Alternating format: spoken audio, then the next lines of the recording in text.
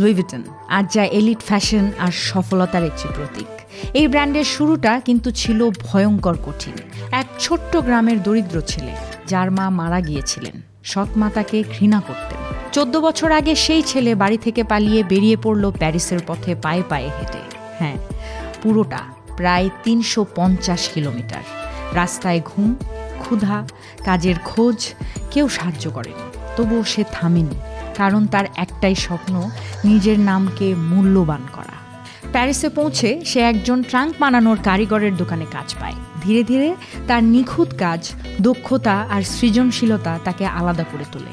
কয়েক বছরের মধ্যেই সে হয়ে যায় ফ্রান্সের ইমপ্রেস ইউজেনিয়ার অফিসিয়াল ট্রাঙ্ক মেকার। কিন্তু এখানেই গল্প শেষ নয়, বরং 1854 সালে সে নিজের নামে ব্র্যান্ড খোলে, যার নাম ছিল লুই ভিটন।